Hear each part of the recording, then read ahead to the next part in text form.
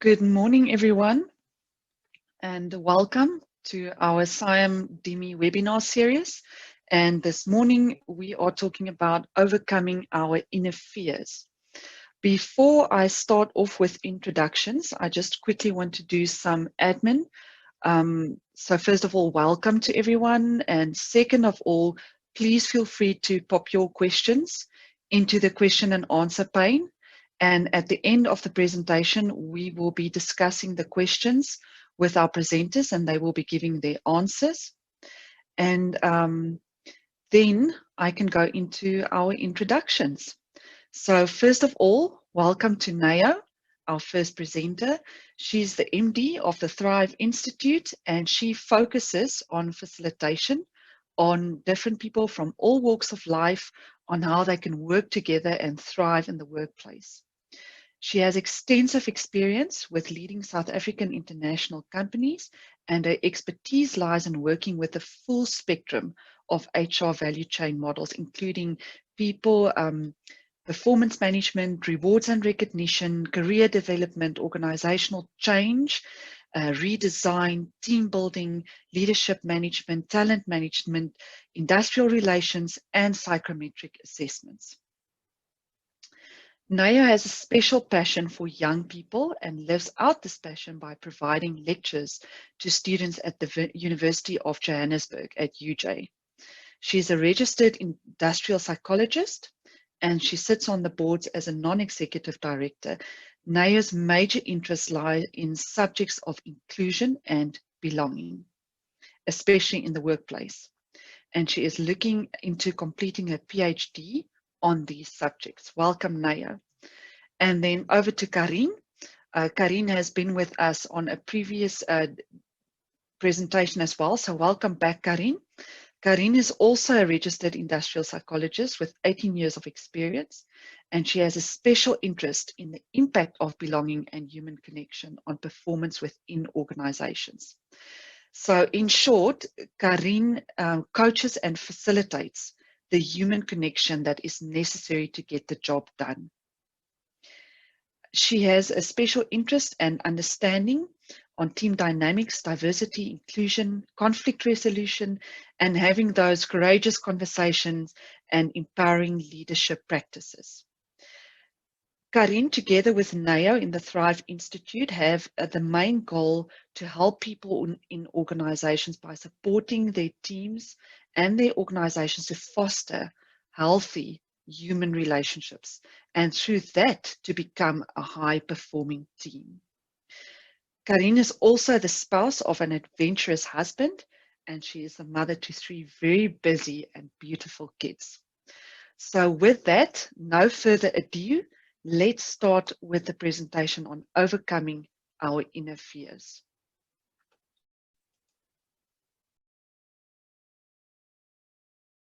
We are very privileged to finally see each other after this lockdown. So it's a privilege to be with you and it's a privilege to join this space with you, Naya.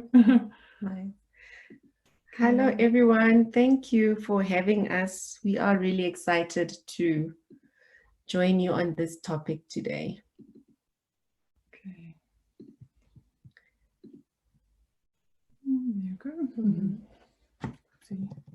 Sorry. Okay, so you have seen that the subject of the topic is overcoming your inner fears, and since Naya and I work together in the diversity and inclusion, we prefer to call it inclusion and belonging arena. We thought we'd keep the focus of the conversation that we're going to have and the information that we're going to share. We're going to keep that focus on the overcoming your inner fears, especially in terms of inclusion and belonging. And since it's Women's Month, that can also be, it's one of the diversities in the working environment, and we are definitely going to focus on that as well. Okay, so Zelmia has introduced us. We work with we are the Thrive Institute, Karien and I, and we really are passionate about people thriving in the workplace. And we hope today in what we share, we will share so that people can thrive in the workplace. Now we're just quickly going to start with a little icebreaker.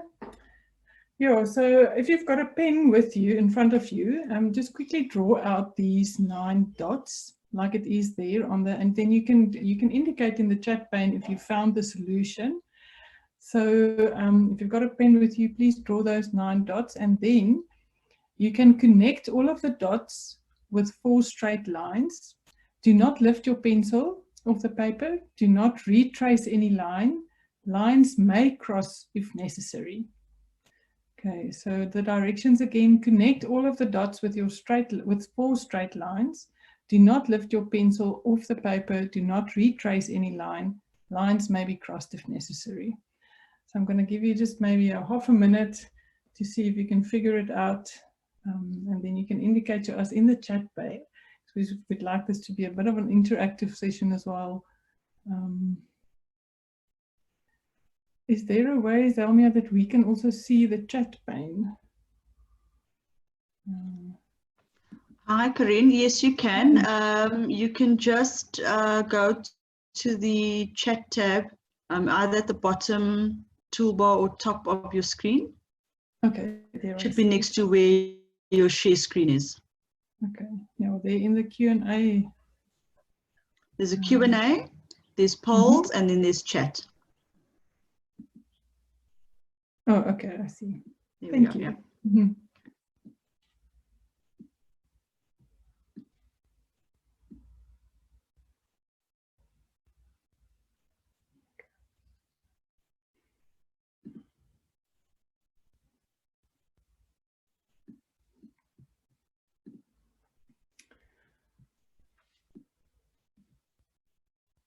Okay, so I'm gonna go jump into the next slide and see if any of you got to the answer or the solution.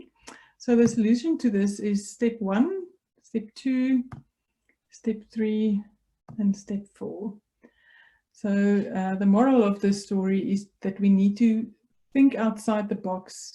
And thinking outside the box means that we need to push ourselves, be courageous to walk in an arena or in a space where we haven't walked before, to engage in spaces where we haven't engaged before. So this was just a little practical exercise to teach us when we think outside the box, we really do find very cool solutions. So just as an introduction, as the topic said, that we are, looking into your inner fears. A lot of time when we engage in this topic of inclusion and belonging or the diversity as it's well known, a lot of people, when they just hear the D word, it's like we're working on little nails there, People have a fear to engage on this topic. And a lot of people that I've been in touch with lately, they just say to me, now I'm scared I'll say something and I'll step on someone's toes, or I'll say something and I'm not gender correct. I'll say something and I will offend someone. And it's actually okay to feel the fear. It's actually a reality that you will feel that fear. But the purpose of today is that we can get empowered to face this subject, and with the fear initially, but how to actually get tools so that we can engage in this diversity, inclusion, and belonging subject in a meaningful manner, so that we can embrace it and it can actually become, at the end, a powerful journey when we start to face it head on. So I invite you today to just come on this journey with us. So be empowered, have those tools, put them in your bag, and that you can have those conversations without feeling that you'll pop this balloon as you engage on this topic. So in engaging in this work, I think we need to start with the realities of this work of inclusion and belonging. Part of the fear is that the work almost looks impossible. So it's not impossible, but it is hard. And the reason that it's hard is it will require you to think outside of the box. We have this box that we grow up with, parents teach you certain ways are correct, relatives, the environment that you grow up with. There are certain ways in which we are raised in. And we get taught that this is how we need to think. So this work will require you to think outside of the box. And this work will challenge you to be very honest on different levels. And you can't engage on this journey of inclusion and belonging if we're not going to be authentic and if you're not going to be honest with yourself. You need to ask yourself those hard questions. Where are my biases lying? What do I think of a certain gender, of a certain race? And once you're actually honest with yourself and others, then we can start going on this authentic journey. And then the other thing that the work will require is empathy and compassion. The work of inclusion and belonging charges up a lot of emotion from anybody who engages in it. But once you acquire empathy and compassion, you can almost start to understand where the other person is coming from. And then you can develop a compassion to realize that nobody wakes up from their bed in the morning and decides, how am I going to make Karin's life horrible today? Nobody wakes up with that intention. So when you understand that, you're like, okay, so why did this then happen in the way that it has happened? And this work should and will get uncomfortable. We'll talk a little bit about what to do when it gets uncomfortable at a later stage, but it is uncomfortable because it can get a bit messy, it can get a bit untidy, but it's beautiful at the end. So be prepared for that. And we'll deal with when that uncomfortability happens, what you must do with it. And it will take courage and bravery from you when you engage in this journey. Because going to gym, for example, takes a bit of courage because it's things that if you're not used to it and you start walking on that treadmill, you can get out of breath, and it's easier to get off the treadmill than continue when it's a bit steep.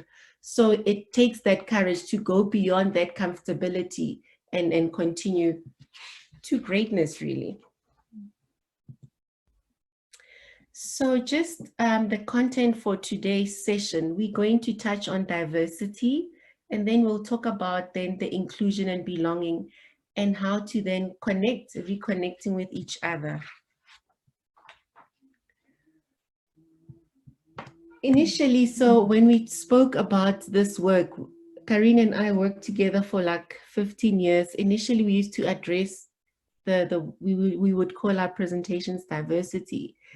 And it was celebrating the differences, which is so good. But we realized also as we continued on this journey that we need to move beyond the diversity. We need to move to inclusion and belonging, which is what we're going to talk about. But then that diversity is really one thing we all have in common. And we are different in so many ways. I mean, we can, when we come to the workplace, you have different personalities. We have a different cultural aspects. There's different genders.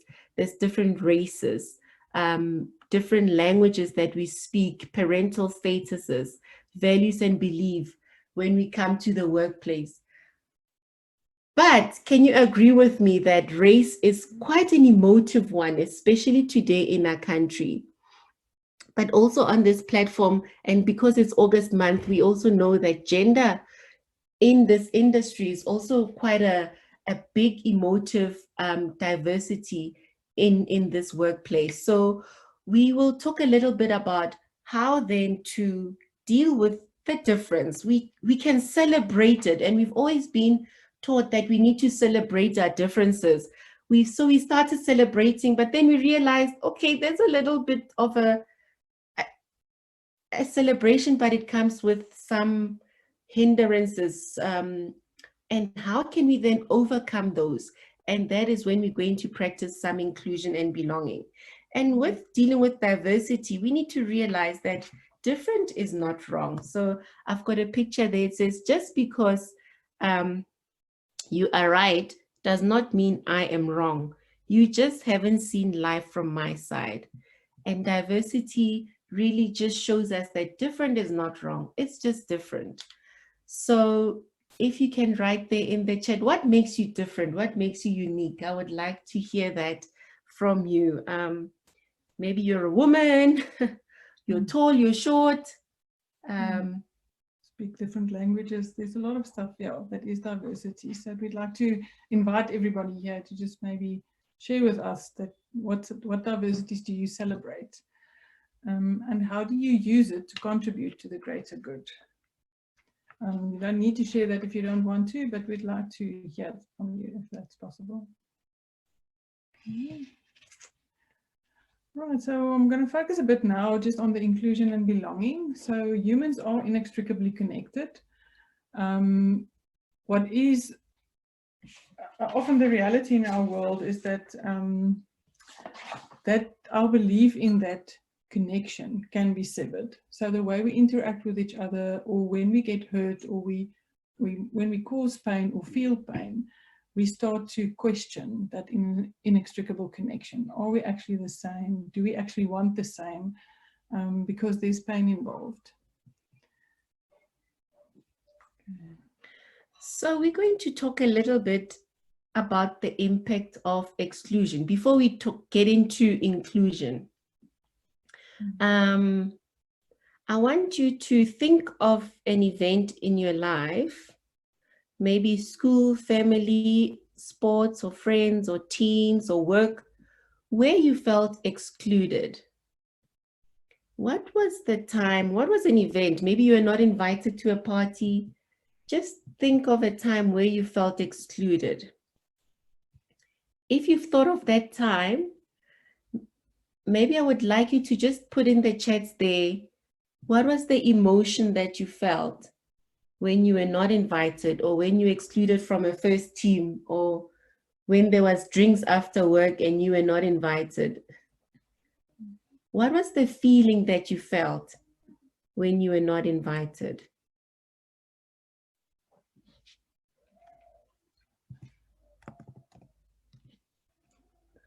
There's angry, there's disappointed, pain,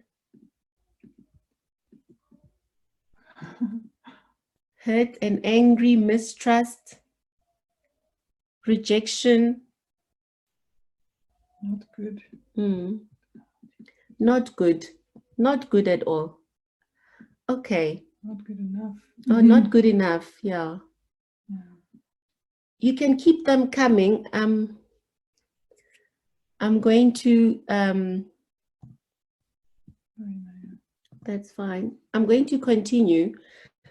So there's a research that shows that those feelings, can you see those unappreciated, those rejection, that pain?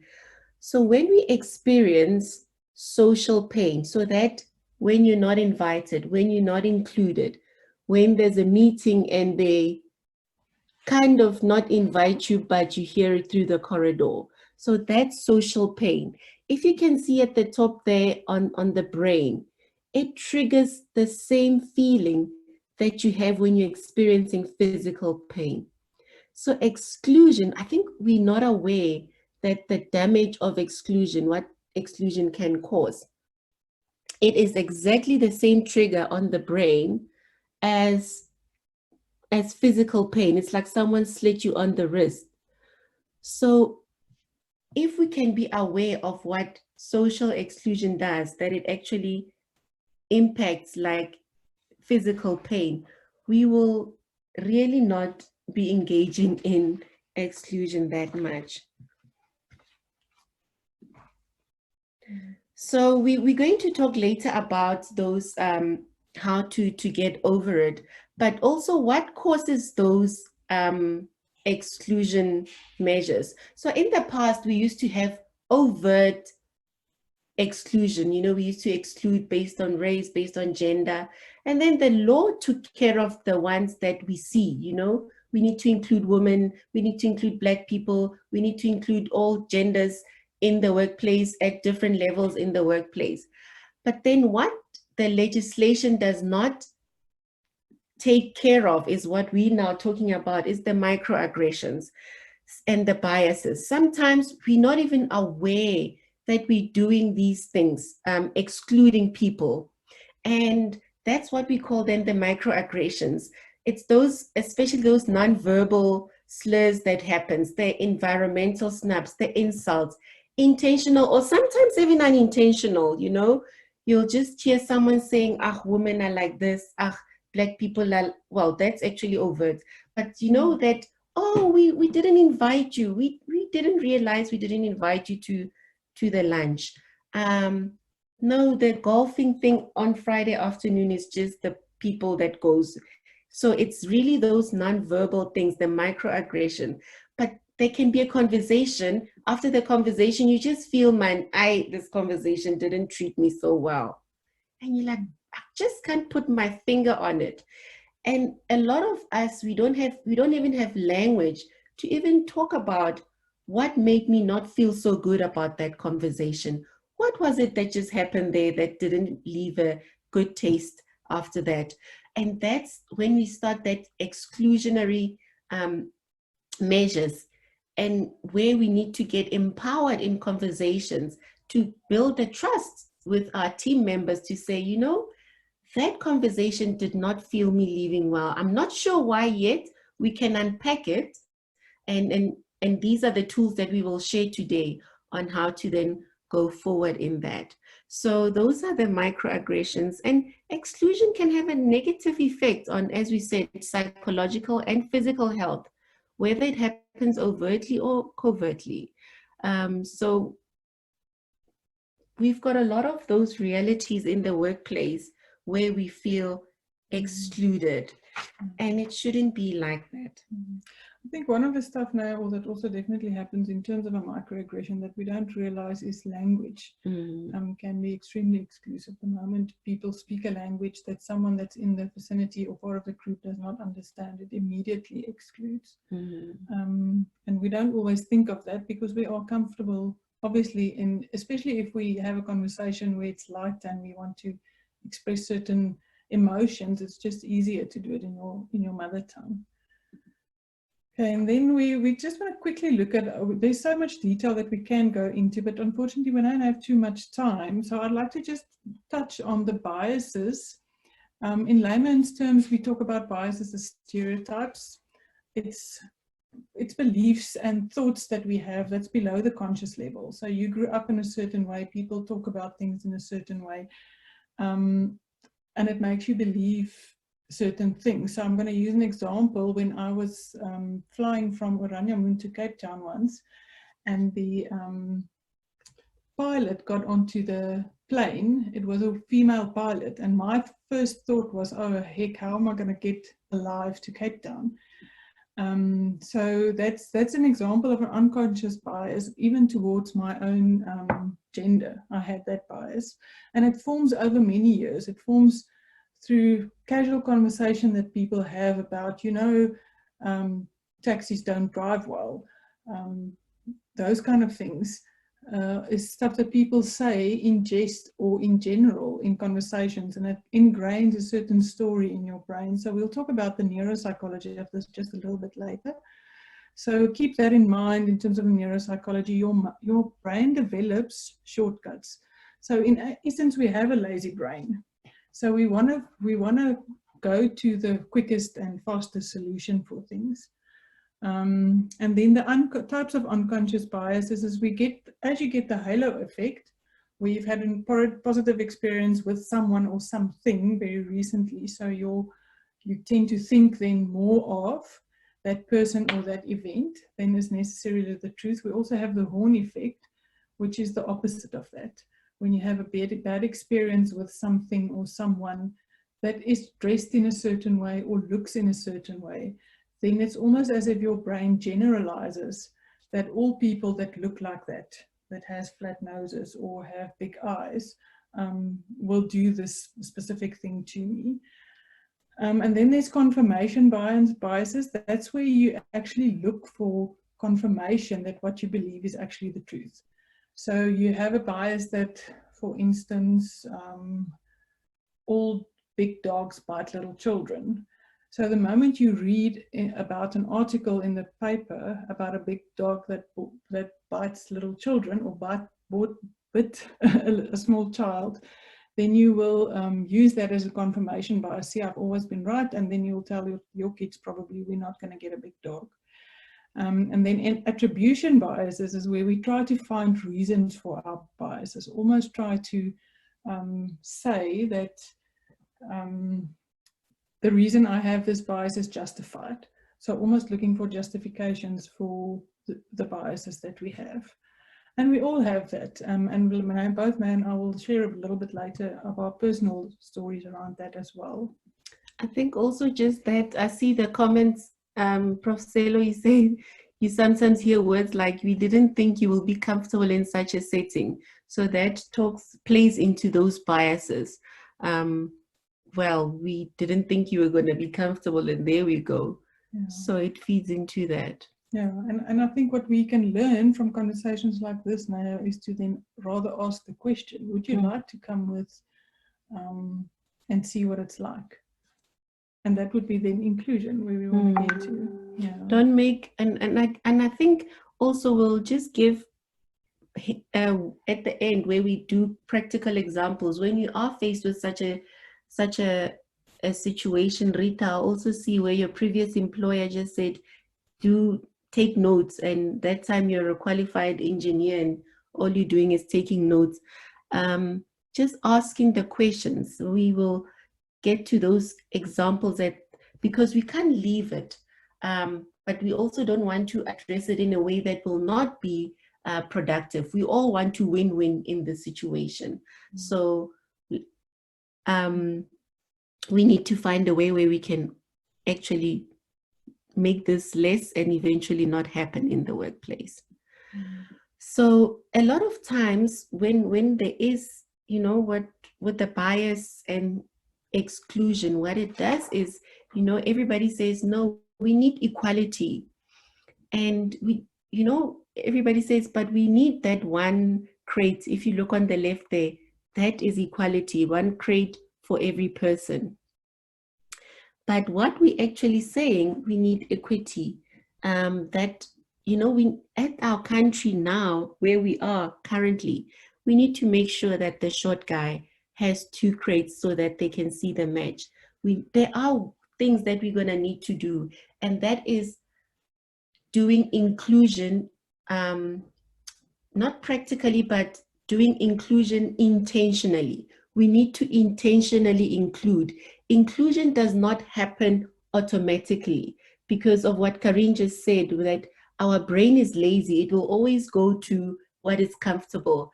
And for that tall guy to take away that crate, it's uncomfortable.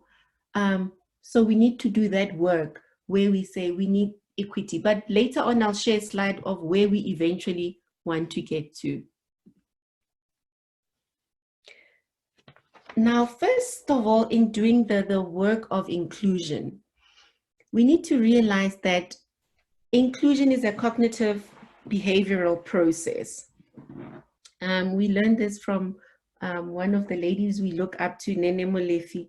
It was quite an interesting way in which she explained this.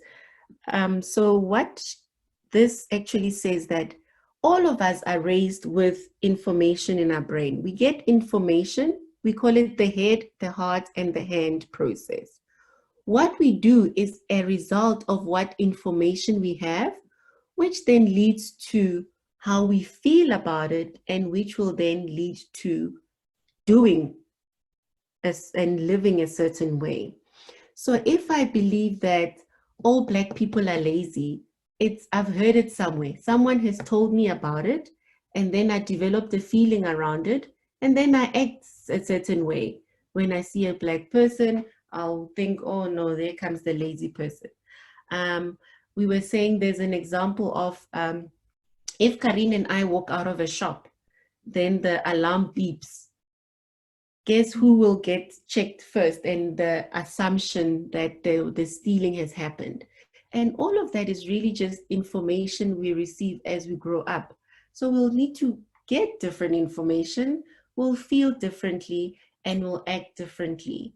When we are young, our suitcases, there's an example also that our suitcases get packed with beliefs, with values, with outlook on life. And if we don't unpack it, we need to do the work of unpacking that suitcase as we grow up. It's very important that we unpack the suitcase, check that what our parents taught us was right, what our teachers said was right, what our government said was right, and then repack it for ourselves, because it will embarrass you at the most unintended places. And so, you know, the bag will pop open until it's unpacked and repacked. So you need that information, read articles, talk to people who are different to you, and hear their stories, hear their life journeys, and repack that suitcase. It's the work that we all have to do to unpack the suitcase. Okay, so we're going to get to that part where we ask, okay, so how do we actually then reconnect? Because we have so many biases and there's so many microaggressions that we don't intend. I think we just need to clear that up also. As Naya said in the beginning, we don't get up in the morning thinking how we can intentionally hurt someone else.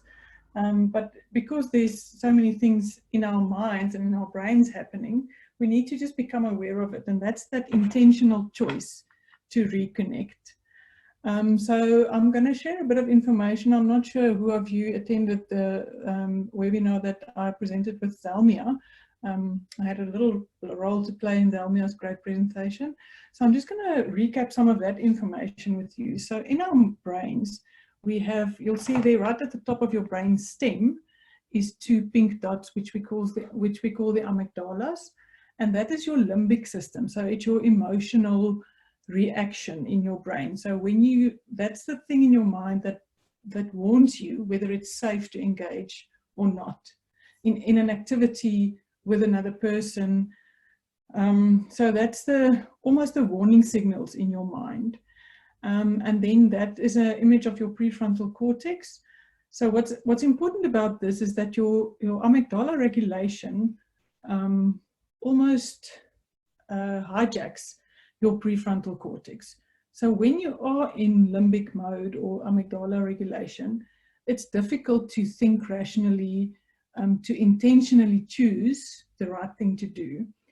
So that's typically where it can become a bit of a problem in terms of your bag. If your bag was not unpacked and repacked and you get confronted with something that makes you uncomfortable or scares you, you might say things or do things that's actually a bit out of your character. So what's important to remember about this also, in terms of your fight-flight, how it works, it's purely there for your survival. It exists to ensure our survival. So 2 million years ago, we ran away from the lion when we saw it.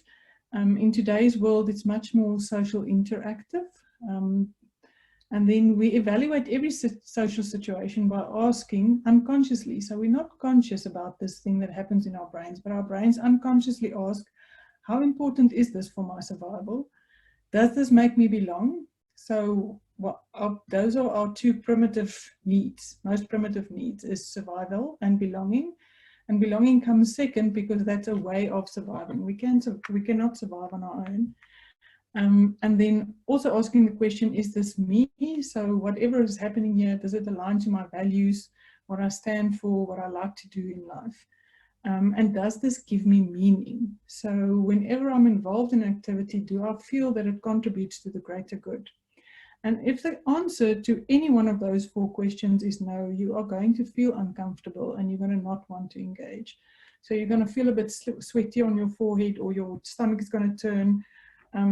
It's just not going to be something that's comfortable. I saw some of the conversation earlier that you guys commented that that's exactly when you grow.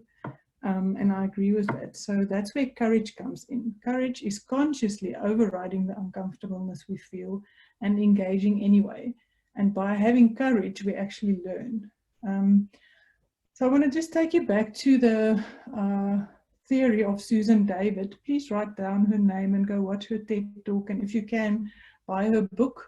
It's called Emotional Agility. It's a brilliant book. And what I like about that book specifically is that thoughts are the reactions to data. Emotions is just the data. And what's beautiful about that is we tend to talk about you are emotional or rational. emotion and rational is not on the same continuum. Your thoughts are reactions to that data. The data is this safe or not? Should I be afraid? Should I be angry? So the feelings just warn you in terms of certain things that's going to be happening, or you're not safe. And what you think can be irrational. So that amygdala regulation, your reaction to that emotion, can be irrational. And those reactions are formed either by our personal experience or stories that we've been told. So for example, if your mom told you when you were little that snakes are dangerous, and if you've never seen a snake in your life before, but when you see it for the first time, you run like hell, because your mother taught you that a snake is dangerous. So that is actually how powerful storytelling is. It connects a pathway in your brain that makes you believe, and this is where the biases are formed, the conscious and unconscious biases. And the beauty of this theory is that you can actually disconnect those thoughts and those stories and retell other stories. And that's the unpacking of your bag. The work that you need to do yourself is to question when you get confronted with an unconscious bias that you didn't know you have. Maybe someone gives you feedback, or you start realizing that you treat people in a certain way, or you feel a certain way around certain people.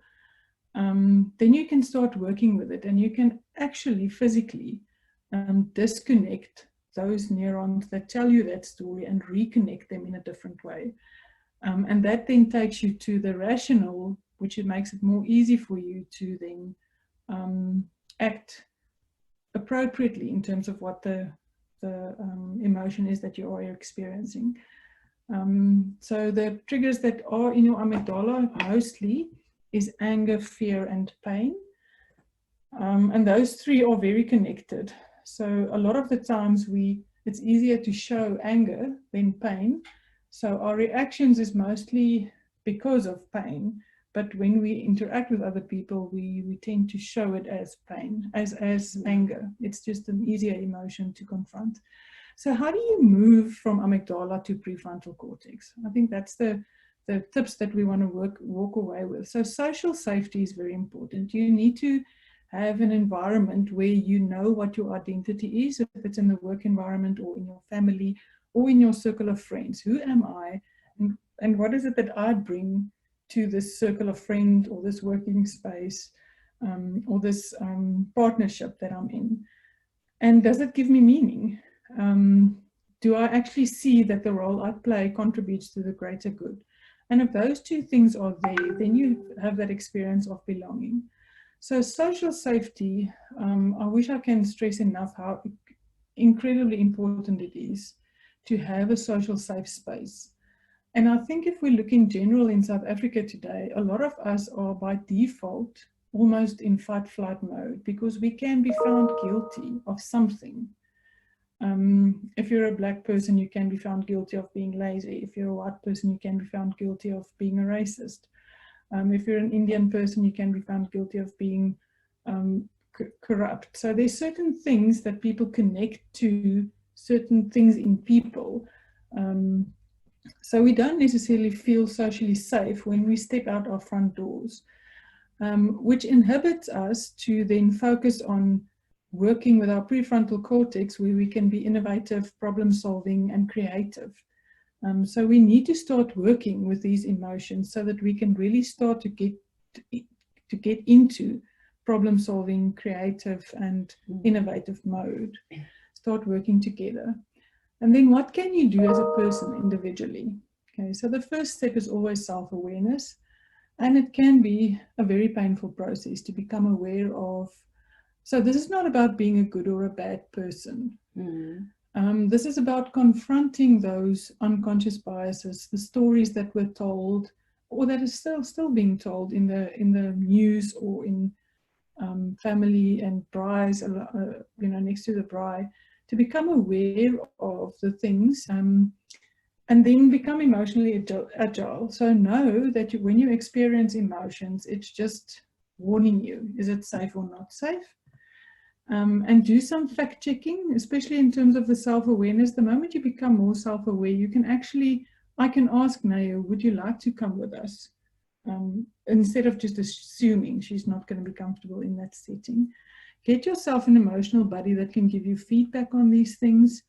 And it will be great if it's someone that especially comes from a different gender or a different race or a different culture or a different language.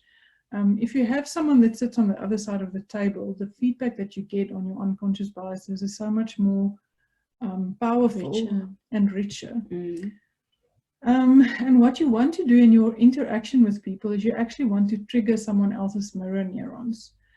So although we want to fight and we want to stand up and shout because it hurts when we are excluded, what we do when we do that is we also just trigger the other person's fight-flight emotions or fight-flight responses.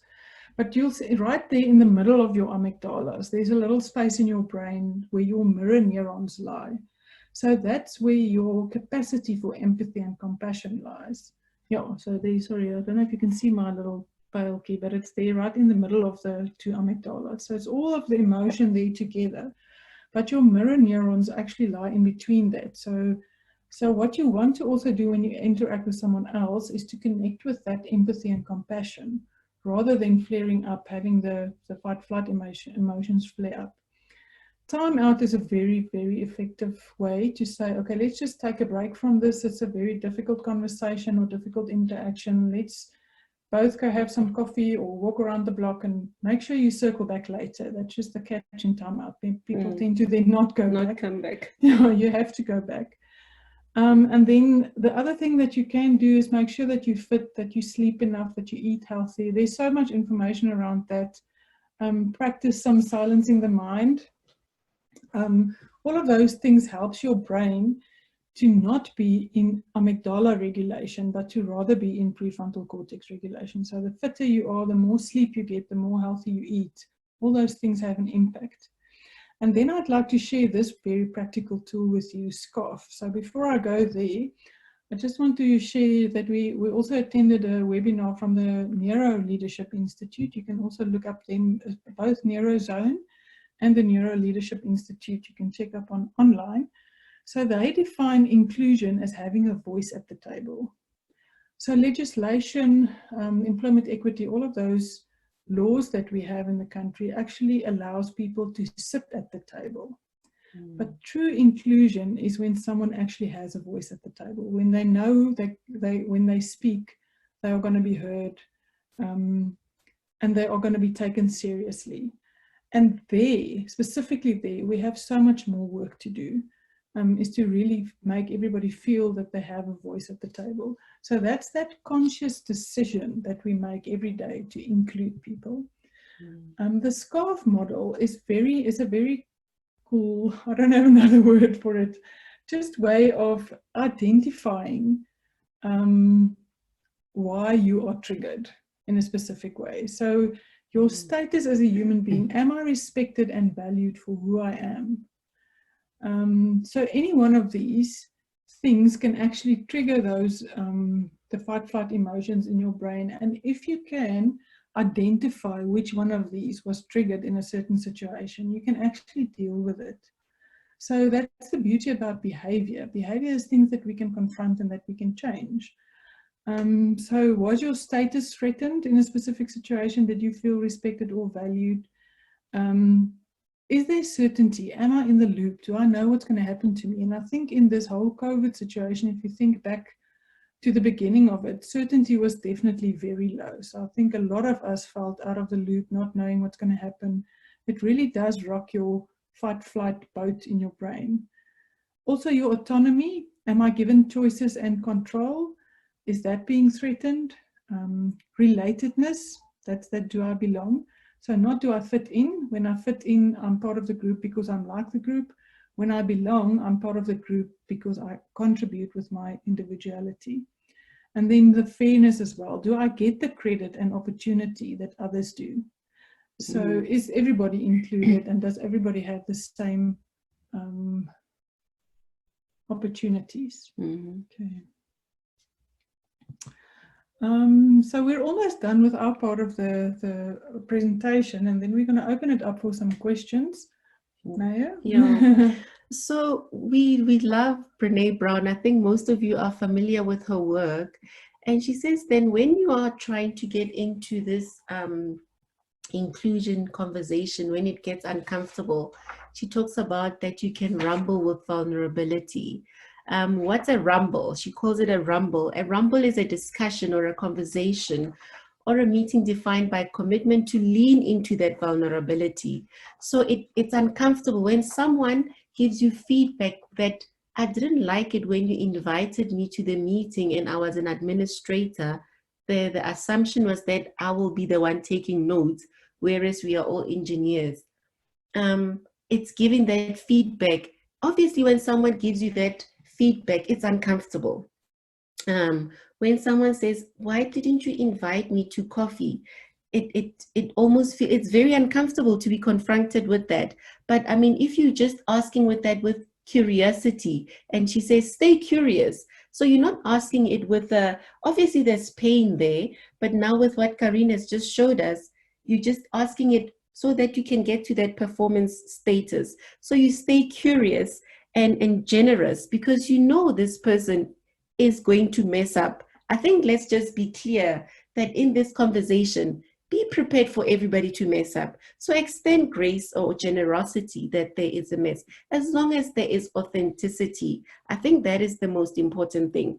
And that we can stick with the messy middle, that we can have this conversation, invite this person to this conversation, that it's going to be messy in the middle. Take a break, circle, back where necessary, unpack it. What happened? What really happened? Were you unaware? Were you intentionally excluding me? Or were you genuinely thinking that I don't want to be part of this meeting? Why? Get to the bottom of it. And when we just get engaged with that conversation, when we just get engaged in that messy middle, you'll see that at the end, we actually come to the solution. And like we said in the beginning, it will take commitment, trying to understand, why would you do that? Especially if we're working together.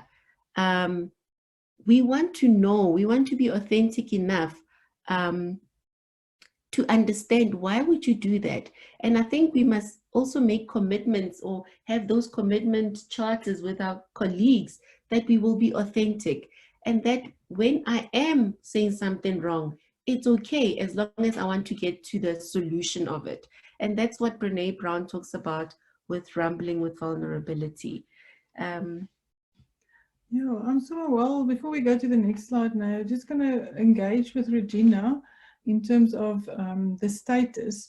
So that's exactly what we mean by status in terms of, remember, those are the things that your brain looks for unconsciously in a situation. In terms of, are you safe or not safe? So status is about, am I respected and valued as a human being? So it's not the status that we connect with being in a certain job, having a title, having a degree, having a certain qualification or not. The status here is, am I respected and valued as a human being? So if that status is threatened, then you are going to go into fight-flight mode. So I think what you're saying there is that you actually freed yourself of almost the worldly value that people, in the world, that we connect to status in terms of money, power, all of those things. This is about your value as a human being. Okay, now.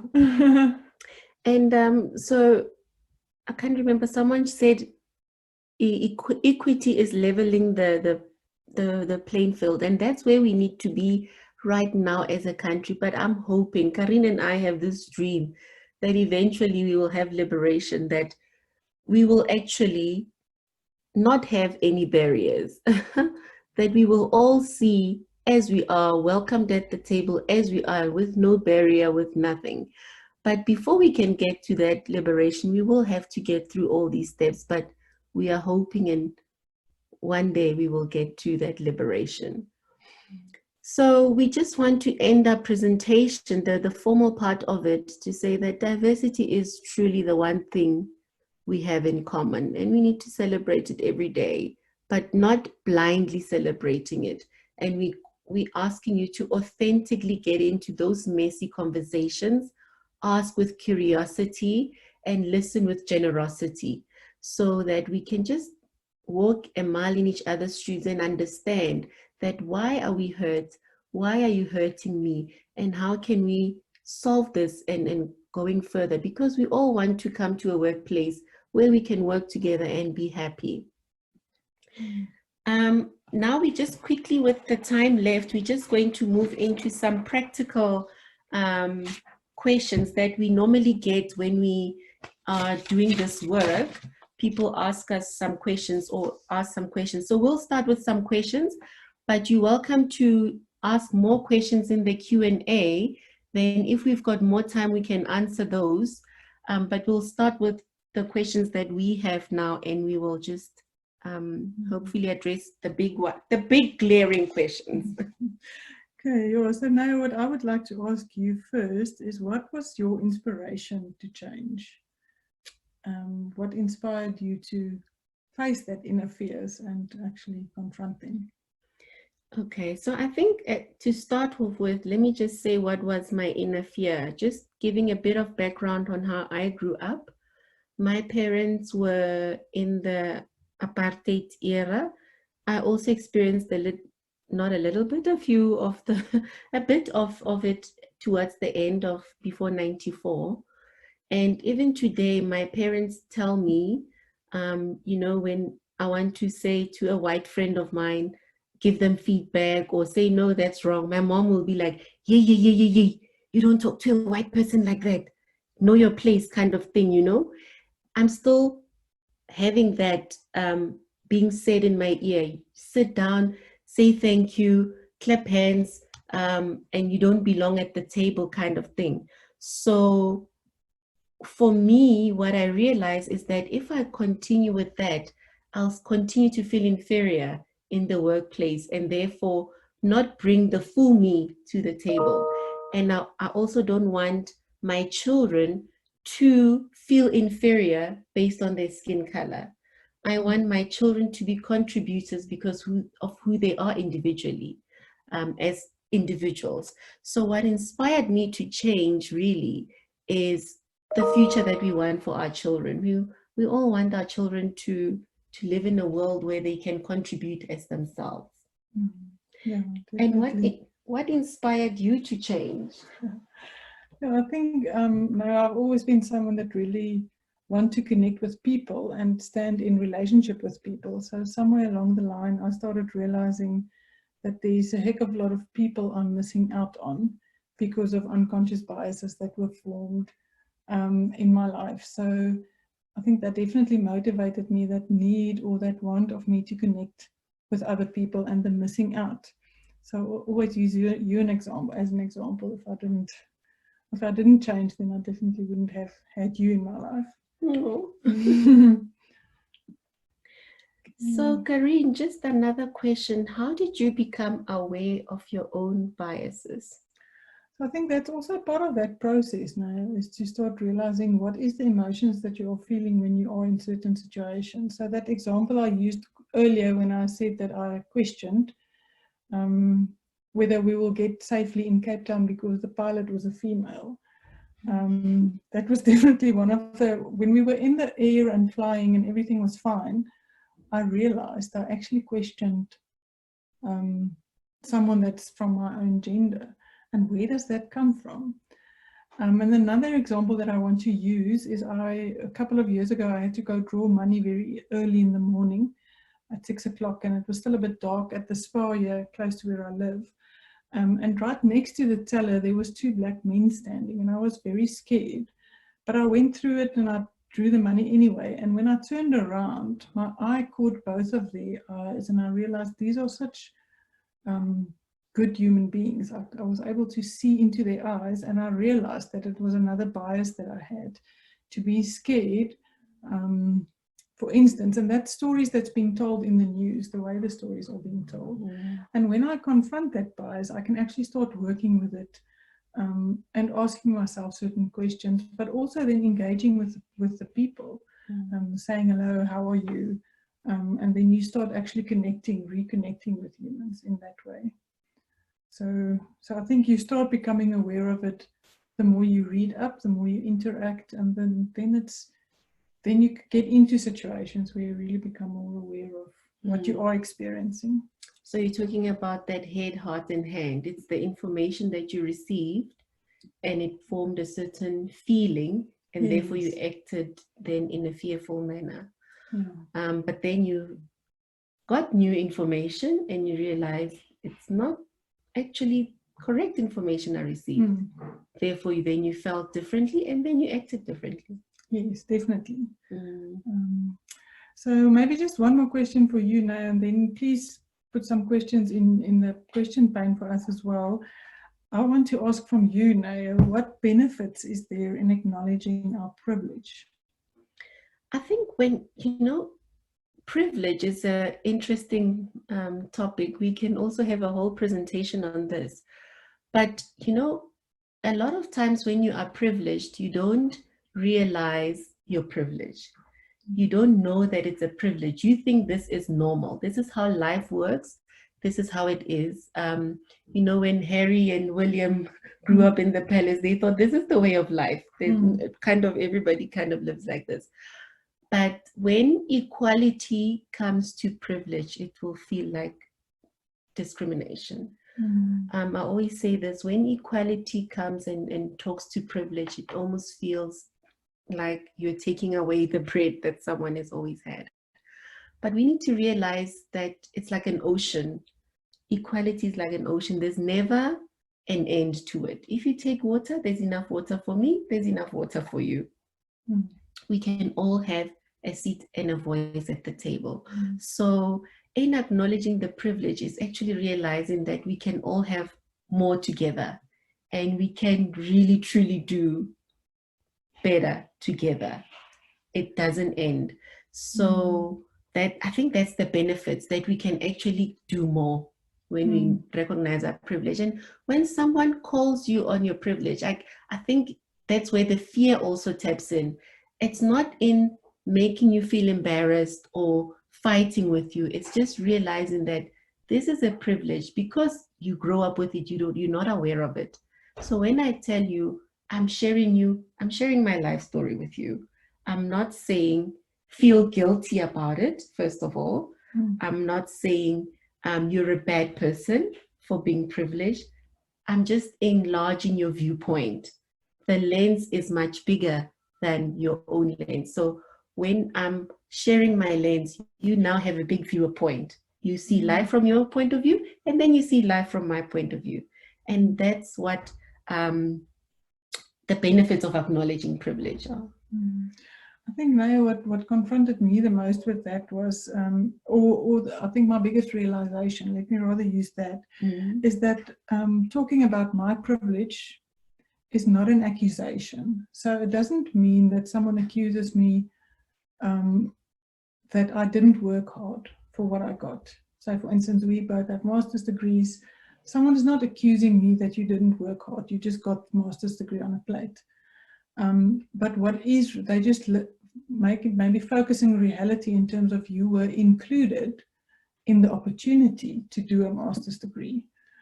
So it's not an accusation, it's just a sharing of, actually, I was excluded from that opportunity, and that causes pain and hurt. And we need to talk about that pain so that we can get to if we can deal with the pain and we can settle the neurons in the amygdalas, then we can actually start working on the prefrontal cortex, getting to solutions. Yeah. We have a few minutes left. We'll just check some questions. Thank you, Karien. Thank you, Naya. Okay, so questions are open. We've got so much.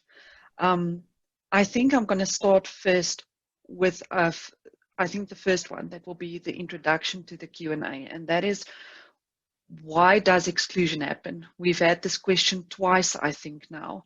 The one was more general, why exclusion happened, and the second one was from Regina, more specifically, why exclusion happens from men in mining. Why are they uncomfortable with women in mining and in management roles? Sure, Regina, I actually want to encourage you to go ask one of the men in the mining industry that question, to do that brave thing where your stomach's going to turn and your voice is going to sweat. I think what we can answer maybe is just in general, exclusion happens because of those biases that we have. It happens because of certain beliefs that we grew up with. And remember, that's that storytelling, the neuron connections that was formed in your amygdalas as you grew up, to be scared of something, to view something in a specific way. So that's the reason why these things happen. The good news is, if we go into a conversation where we empathically and compassionately maybe just share our true story, this is what you do and this is the impact it has on me, how can we work together to change that? I think then we might get to that solution. So I can't talk for the men and say why exactly they exclude. It's definitely because of certain biases. And what you can do is you can confront or ask what the biases is, and then maybe prove them wrong. So that actually leads us right into our second question. Also, a lot of these questions specifically, if exclusion happens, oh, Karien and I are first posing for a photo. When exclusion happens, one question specifically, when any of the SCARF principles are triggered. Another question more specifically, let's say when a promotion happens not based on hard work or equity, what do you do? So in other words, when exclusion happens, what is the first thing you do? Practically, what do I go and do when it happens? I think going back to that model of the head, heart, and hand, it's a very practical example. The reason exclusion happens at the end is the hand. You know, we get the hand of the salary cut. We get the hand of being overlooked for a promotion. We get the hand of unfair treatment in the workplace. So that's the experience. We experience the end result, which is the hand. Now we need to realize that the result, the hand, the salary cut, the exclusion is the result. We need to go back to what information fed into this decision. And that we only find by questions and by learning. So ask the question, what was the reason for this person to be appointed in this role? So you see, you go address it at the head, right? This person was, ask HR, why was Zelmia appointed instead of me? Did I miss something? Was there a process? You know, so you can get information. And with information comes then the feeling. Then HR can explain, we're going through this process, this is what is what. And I think sometimes companies are not good in communication. You know, you just get the hand. You know, they said we were dealt a bad hand. It's because there was bad communication. So when there has been that and you feel that you've been done in, it wasn't well received, go ask those questions. Get the right information, feed the head with correct information, and then we can have those conversations at a stretch. Then we realize maybe it's a policy of the company that needs to change. Maybe it's a cultural impact in the organization that needs to change. Maybe it's the way in which men treat women in the workplace. Therefore, they need to be educated. So it's all those different solutions. Then we'll have a different feeling, a heart, and therefore the hand will deal them differently. That is a very good explanation. I think that the challenge for me, I'm trying to check the comments and answers pane. I think the challenge for me is always just having the courage to go and have that conversation. Yeah. I don't always have that, and I don't know how to start the conversation. To say, this happened, I'm not sure why. I struggle with that step. I think, Zelmia, if you address it in a question, because a lot of times when we go with a statement, it almost closes off the conversation, and that's when it becomes scary. But then if you ask, you know, so anybody's welcome to ask, I would like to understand. And if you go in that attitude to HR, to managers, say, you know, I just want to understand, why did this happen? I really am authentically lost, or I am not understanding. Help me understand in this situation. What happened here? Can we unpack it? I'm not coming with bad intentions. I truly would like to understand. Okay, manager, when you did this, then from there you can go to feelings. You see, you came with curiosity, and then you can go explain with feelings that when this happened, I felt this, but I see that's where I missed the step of understanding, or I think you missed this information in your decision-making board. Therefore, let me feed you this piece of information, and then that can maybe change your decision, or at least now I know when you make this decision, you've now included this new information I just gave you. Do you know, maybe I have the degree and you appointed Karien in this position, but I actually have the degree. Were you aware that I actually have the qualification? Maybe they're not. So it's just putting that information in there. And having the courage. It's the courage. You see, it's, as we said in the beginning, it's not easy. It will take courage, but with practice, you realize you get there. Yeah, it's like that analogy, Zelmia, that I always use when you train for the comrades.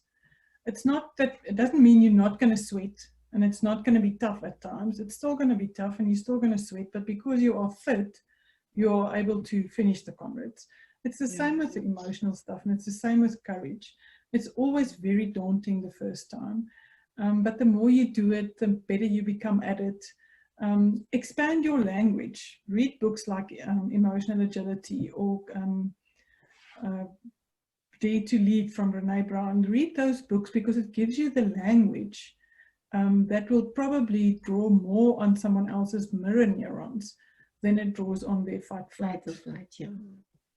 So arm yourself with information. That's I think, and just a comment, not necessarily a question, but there were lots of comments about uncomfortableness actually means growth. There were a lot of those comments, and just now in our chat pane, we also had the comment that leaders should welcome open and honest conversation and the uncomfortableness around that, because it actually, the discomfort causes growth.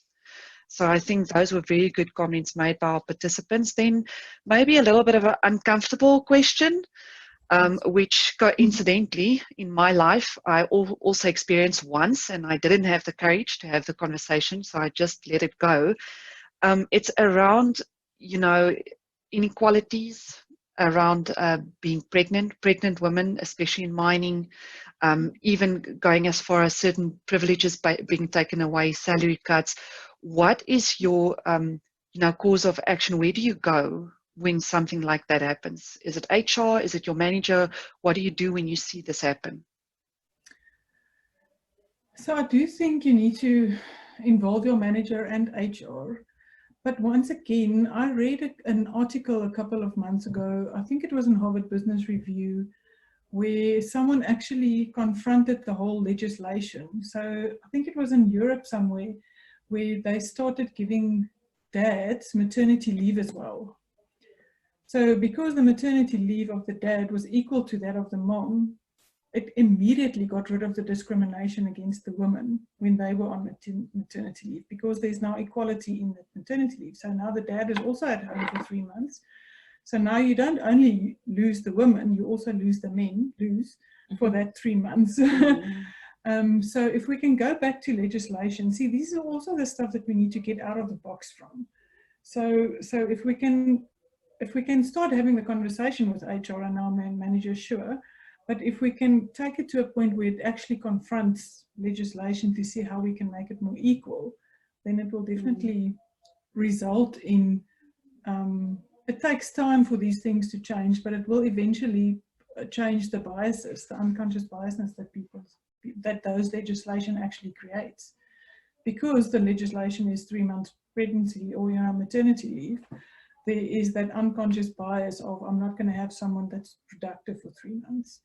But if it's the male and the female, so that's just one way. But the point is still having that courageous conversation. Yeah, if you want to make them aware. Yeah, especially in the mining industry, it's going to be a continuous conversation between manager and HR. I don't think it's going to take one. It's just, and it's if a lot more women will just not sit with it, just take it up in that curiosity. Now that we've got tools, we know how to take it up and impact policy. So it's legislation in the country, but also company policy for companies to really take it seriously that this is not okay. We need to be an inclusive company. If we are not taking that into consideration, we are exclusive. We are a company that does not practice inclusion, and therefore we are excluding our very competent workforce, So when we have those conversations with empathy and generosity, we can then change the policy. So policy changing will come from HR, and culture impact will come from the manager. And awareness will come from the person that experiences the situation. Yeah. So it's I'm sort of hearing taking that responsibility to raise awareness. So both parties have responsibilities. The one is to get the policies changed, get equity going, but the other party has the responsibility of raising the awareness of making people aware of this is happening in a generous way. I think, Karien, you always say honesty, but with civility. Like Naya said, generous, in a generous manner. I think what does make it difficult, Zelmia, is the one that has to create the awareness is the one that experiences the pain. So you get those questions, why do I always have to make you aware of the pain you're causing me? But the truth is, sometimes I'm not aware of that, of the impact. And sometimes we're not aware of that we are even hurting people. So we need to grow that maturity and self-awareness and get the language to give the feedback when we experience pain. But it does seem unfair. So I think, we just received a comment on that as well. So maybe just a moment on that. And then a very good suggestion that I also want to get to.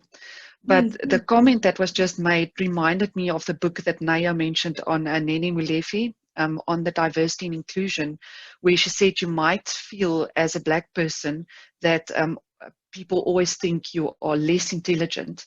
So because you know of this bias, you will not ask questions. You'll rather suffer in silence and try and survive.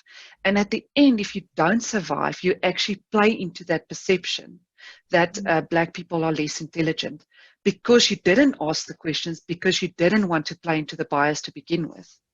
And I think in mining, the question was just made about female leaders as well. You were taught to not seem lesser. So you were taught to have a thick skin just to survive. But at the end of the day, if you don't raise this awareness and you keep on suffering and you don't make it, you play into the bias anyway. So I think the question here is, how do we address this culture that we've been taught to stay quiet, to have the thick skin and to just survive? How do we change that? What do we do? I think the thing is, when you feel pain, we haven't had the tools to communicate the pain. It's always been you feel so the weight of the world on you, and you feel so helpless because you haven't seen, disempowered, because you haven't seen any solution. But I think with what we do with these seminars and these talks is to say, we acknowledge your pain, and you now have the tools to address it. So these are tools to empower you to have those conversations.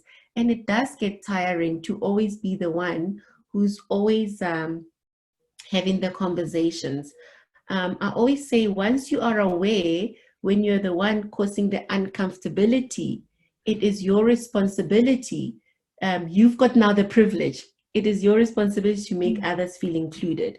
So once you have the power of the knowledge, go make others feel included. So the responsibility is it's both ways.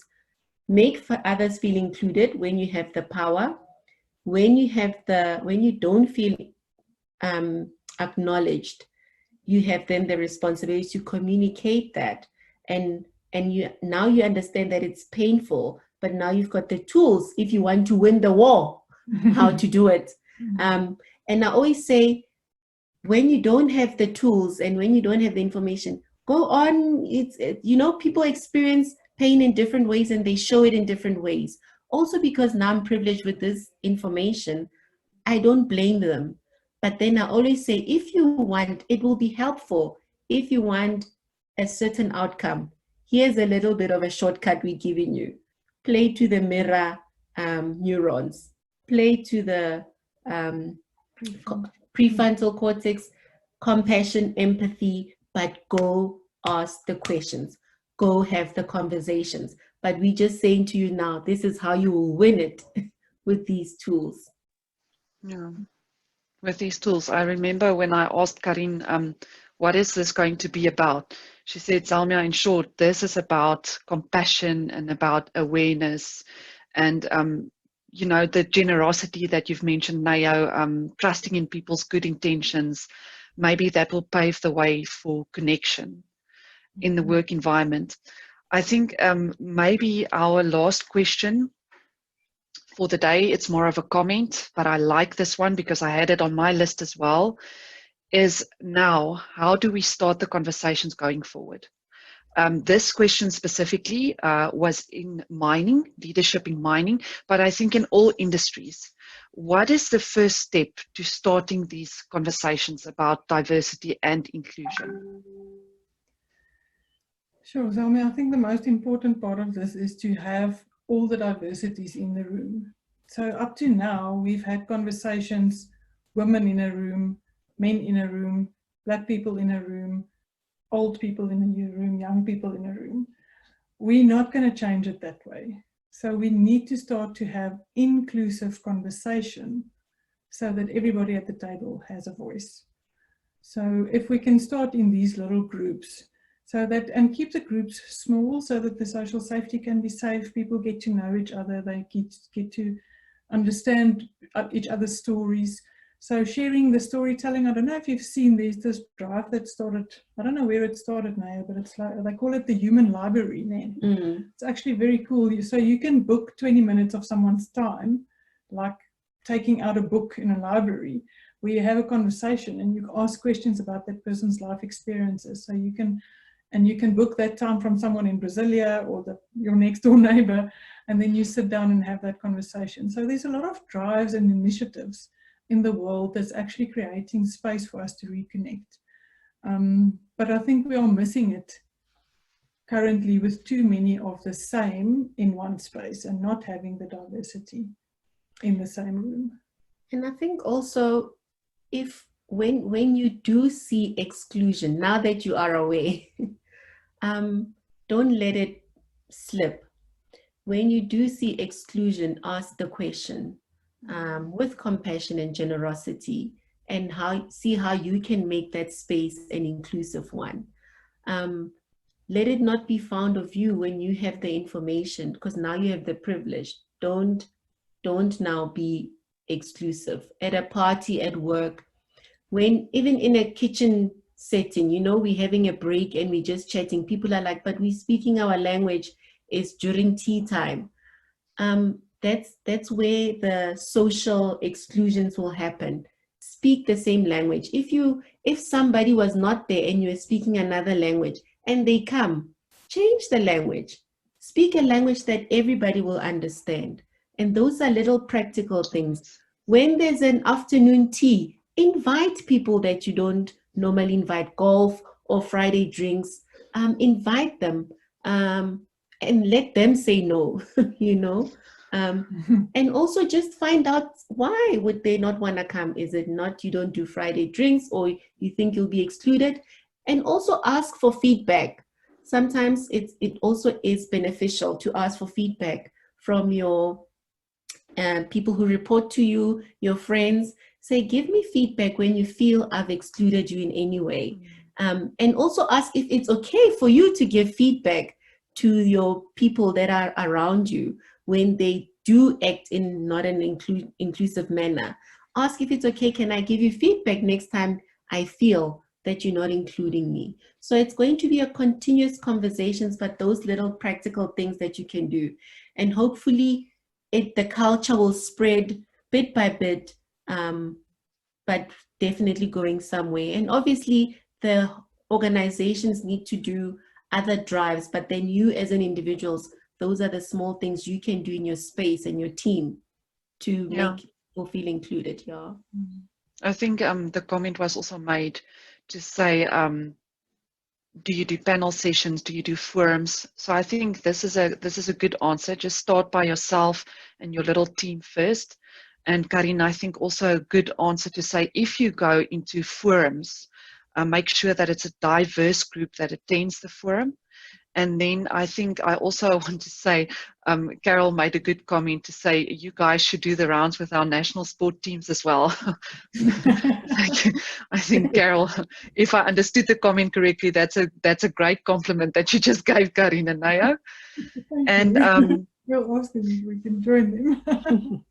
I think on that note, I think I want to close the session, but I don't want to close the conversation.